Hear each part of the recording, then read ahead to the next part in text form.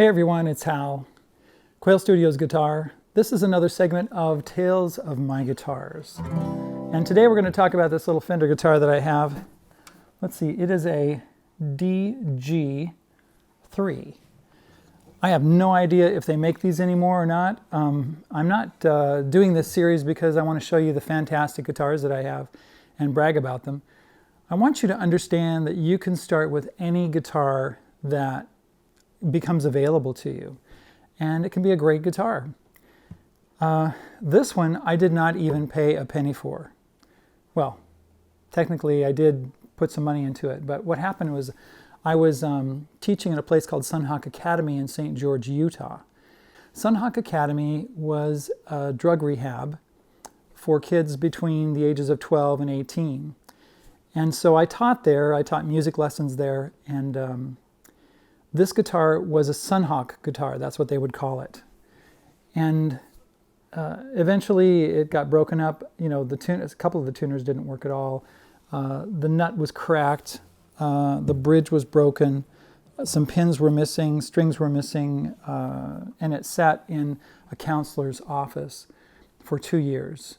And eventually one of the, basically the main counselor came to me and he said, hey Hal, do you want this guitar? I mean, we don't want it. It's just been sitting here. It's broken. Do you have any use for it?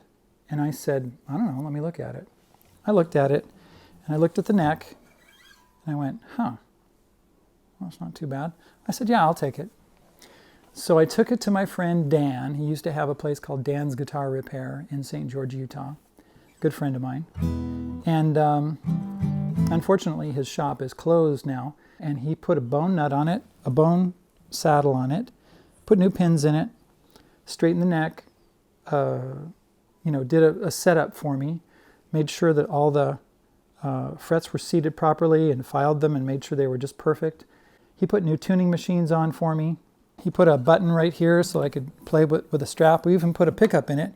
It doesn't really sound that good with a pickup, so I don't use it like that. He put some bracing in it back here for me. If I tried to do anything heavier than a 11s, I don't think it does well for some reason. And the bracing started cracking, so I had to humidify it. And so it's been taken care of really well. And it cost me about $175 or something like that to get it all fixed up and stuff. And I was thinking, well, maybe I'll just sell it for $250 or $200 or something just to get my money back out of it. As I was contemplating selling it and I thought about taking pictures of it, I started to look at this guitar more carefully, and I looked at the back and I said, just a moment. Just a moment. There are some names written back here. Dan R., Brian C., Jameson, and Tom M. And I realized that these are students that I had at SunHawk. And I said to myself, I can't get rid of this guitar. I mean, there's no way that I can get rid of this guitar because they carved their names in the back when they were, students there, when they were at the facility. And so I put lacquer over the top of it to preserve it.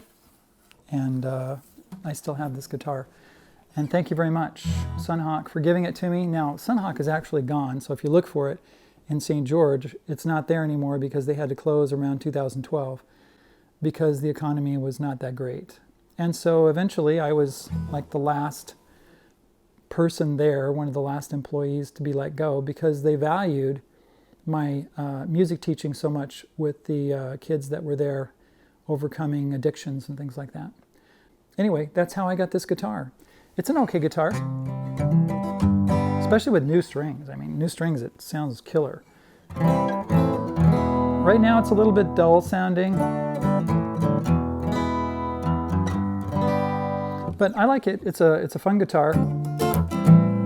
If you get a guitar set up just right, it will play really well, and it doesn't really matter if it's a super expensive guitar, but if it has a fairly straight neck, if you can get a good straight neck on it, and the playability is really good. It doesn't really matter if it's all solid wood or not. This isn't all solid wood. I think this is a laminated guitar all the way through. It's not solid wood by any means. And so it's not an expensive guitar, but it's one that I cherish because students at SunHawk had it for quite a while. All right, that's it. That's all I have. What kind of guitar do you have? Down in the comments, let me know. I'd love to know what your guitar is, or if you're still looking for a guitar. Sometimes when you come across something at a garage sale, or I wouldn't go to a pawn shop to find a guitar, because a lot of times the pawn shop guitars, they're pretty much garbage. I mean, I would look at them very carefully. I would look at the neck, and make sure it has a fairly straight neck. Pawn shop guitars, I haven't had good luck with those. People try to think that they're worth a lot of money, but they're usually not. So I would stay away from pawn shops. But if you can find, like on Craigslist or KSL.com, or, I don't know where else you live in the United States, places where you can find good deals on things. All right, that's it. My name is Hal, Quail Studios Guitar. We'll talk to you later. Oh, I do have a Patreon page, and, there's lots of videos that I have about songs and things like that. And we'll talk to you later.